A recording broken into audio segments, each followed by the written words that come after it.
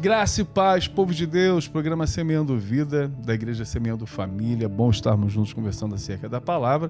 Ao meu lado, o presbítero Lucas. Lucas, eu queria trazer algo assim, dia 9, cara, agora, domingo. O que a gente vai ter na igreja? Domingo, nosso musical especial de Páscoa. A Passagem. Né? A Passagem. Com certeza Forte. Deus vai falar conosco aí através desse musical. Vidas vão ser alcançadas, porque esse é o propósito que a gente faz esses eventos, para que mais pessoas possam ser alcançadas pelo amor de Deus. Então, se você quer vir fazer parte, vai ser domingo agora, a partir das 19 horas.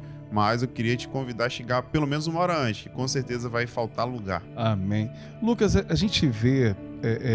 eu já vi muitos pastores se afastando do evangelho, pastores, mas não perdendo o tino daquilo que seria a pregação. O cara continua pregando, dinâmica e etc., mas ele já está afastado do evangelho, está afastado de Cristo. Eu conheço pessoas na música, na área do louvor, que é da mesma forma, sabem o que tem que fazer, tem postura de palco, tem presença, sabe o que vai cantar, tem os jargões, levanta a mão, abaixa a mão, levanta o pé, abaixa o pé, tem todas essas questões e mesmo assim talvez esteja longe de Deus, né? Quantas histórias nós conhecemos e nós sabemos disso. Não tem como a gente olhar para alguém e saber, a bola de cristal, né? Não funciona todas as vezes que a gente quer utilizar, não tem como.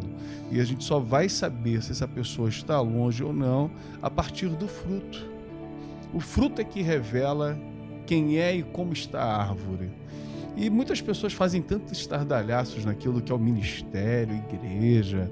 Tem pessoas que chegam do louvor e querem status, querem privilégios. Pastores que chegam na igreja querem status, querem privilégios, né? E a gente pergunta, tá ok, mas em tudo isso que você está trazendo, né, dessa dinâmica e tal, da tua música, do teu canto, do que for, quantas almas você ganhou para Jesus? Porque o fruto são as vidas, o fruto são as pessoas que se convertem, né?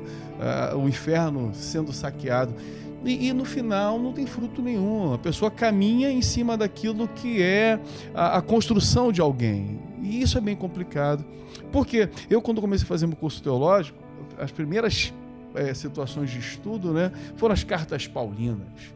Cara, me apaixonei por Paulo. Se eu não fosse cristão, eu seria Paulão. E se o apóstolo Paulo se desviasse, né, se afastasse do evangelho, ele ia continuar sabendo como plantar igreja, como confrontar o pecado. Apóstolo Paulo ia continuar exercendo o ministério com muita sabedoria, né?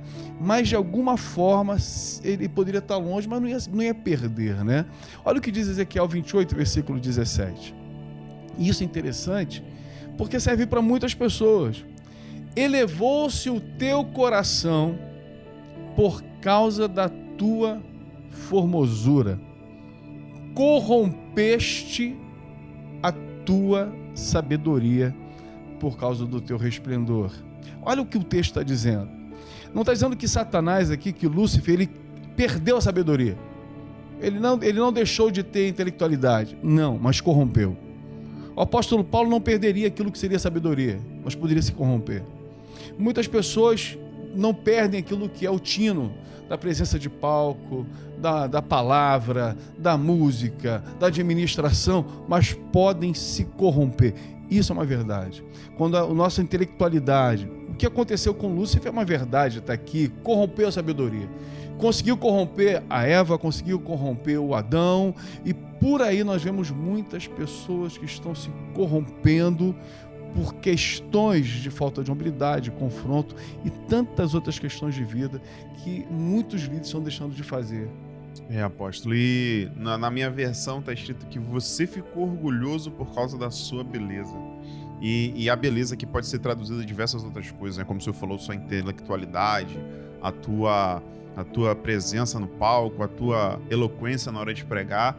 E infelizmente essa corrupção realmente entra por causa do orgulho, né? Se em algum momento a gente achar que a gente é muito bom naquilo, cara, esse orgulho vai nos matar. E como o senhor falou, não vai deixar de fazer. A igreja pode responder aquilo que são as ações de levantar a mão, de cantar, de diversas outras formas, mas esse orgulho que vem sendo gerado dentro de nós e algumas pregações que a gente vê pela internet, que você é o centro de Deus, que você é o centro de Jesus, que tudo que Jesus fez foi por causa de você. E a gente vê multidões sendo arrastadas por essas pregações porque enchem o nosso ego e o nosso orgulho fica muito grande. Forte. E ele vai nos afastando daquilo que é o propósito de Deus. Porque Jesus não fez nada por causa do homem, Jesus fez por causa de Deus. Né? Quando ele estava lá na cruz, ele falou: Pai, se for possível, afasta de mim esse cálice, mas que seja feita a tua vontade. Ele não está falando: olha, eu amo tanto esse povo que eu quero morrer por eles. Não. Ele falou: Pai, eu quero que seja feita a tua vontade.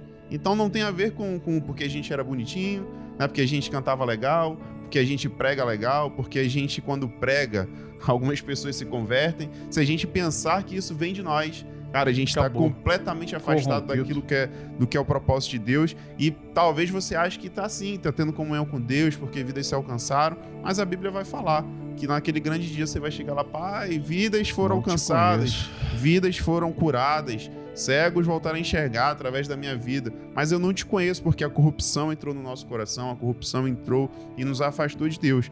E é engraçado, né, quando a gente lê sobre isso, que fala: não, vidas foram alcançadas, pessoas se converteram, pessoas foram curadas, casamentos foram transformados. Mas ele, como o senhor falou, né, o apóstolo Paulo, ele continuaria sabendo fazer, implantar a igreja, se ele estivesse longe daquilo que é a presença de Deus. E isso a gente pode traduzir para os nossos dias de hoje também. Pode acontecer de vidas estar sendo alcançadas, pessoas chorando e se convertendo, mas se nós estivermos com esse orgulho dentro do coração, estivermos com esse orgulho dentro da nossa vida, a gente vai chegar no grande dia e vai ter uma grande surpresa. Engraçado, né? Que as pessoas sempre constroem uma palavra interessante, eu acho, sim, agradável, que Deus não desiste de ninguém. Paulo, escrevendo aos Filipenses, ele diz assim, né? Que todo joelho se dobrará. Ele fala no céu, na terra e debaixo da terra. Quem está no inferno vai dobrar o joelho, vai reconhecer que Jesus é o Senhor. Só que em Judas, né, no versículo 5, diz assim: quero, pois, lembrar-vos, embora já estejais cientes de tudo, uma vez por todas, que o Senhor, tendo libertado um povo, tirando-o da terra do Egito, olha só, destruiu depois os que não creram. O Senhor tem todo o trabalho de tirar um povo do Egito, com amor, com mão forte, não ficou uma unha, arranca, mas depois destrói. Isaías 63, versículo 7, diz: celebrai as bondades do Senhor, seus atos gloriosos, segundo tudo que o Senhor nos concedeu, segundo a grande bondade para com a casa de Israel, bondade que usou para com eles, segundo as suas misericórdias, segundo a multidão das suas bondades, porque ele dizia: certamente eles são meu povo, filhos que não mentiram, e se lhes tornou seu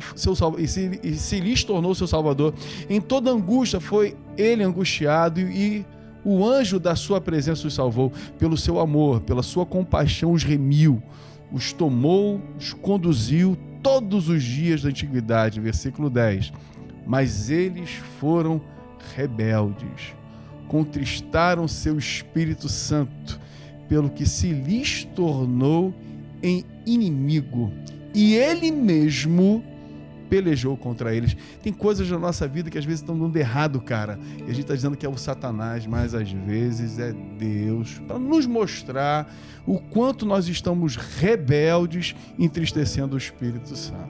Eu passei por uma experiência um tempo desse, né? A gente investiu em novos contratos da nossa empresa, em algo que Deus não falou que era para fazer. Mas iria me trazer um conforto financeiro melhor. E aí a gente foi conseguir um contrato, conseguiu 2, beleza. E o que aconteceu? Quando você tem mais dinheiro entrando, geralmente você vai e adquire uma dívida para poder gastar aquele valor. E foi na época da pandemia. 2 meses depois veio a pandemia. Primeira coisa que os contratos fizeram: olha só, não faz mais sentido agora com essa pandemia a gente manter esse contrato. E aí cancelou-se os contratos. E havia dívida ainda mais uns 20 e poucos meses. E aí, depois de um tempo, e antes da gente começar, a Joane não ficou confortável com aquilo. Eu falei: minha filha, pelo amor de Deus, é mais dinheiro entrando, vai trazer um conforto. Depois que aconteceu tudo isso, então, era isso aí que Deus falou que não era pra gente fazer, não. Porque aquilo iria acabar em algum momento me afastando daquilo que eram algumas atividades que a gente tinha de compromisso com a igreja. E aí eu não tô falando que é uma regra para você, eu tô falando de uma experiência que Deus teve comigo e com certeza vai trazer uma edificação para tua vida também. Amém. Porque se em algum momento a gente olhar para as coisas que estão acontecendo, tentar nos mover conforme a nossa forma de pensar, o nosso agir, a nossa capacidade, e não buscar de Deus a direção, com certeza em algum momento a gente vai estar se tornando inimigo de Deus, né? Assim como aconteceu com o povo que foi tirado do Egito. Deus não quer que ninguém corrompa a sabedoria a ponto de se afastar dele, né?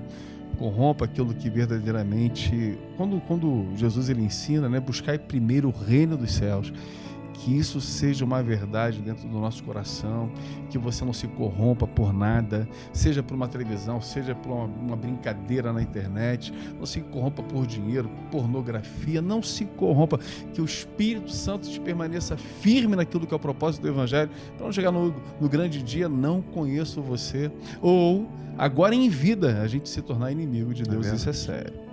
Que você possa refletir sobre essa palavra, nessa palavra de amor para a tua vida, e que a gente consiga realmente continuar no caminho de Deus e não se corromper. Amém? Que Deus te abençoe, até o próximo programa.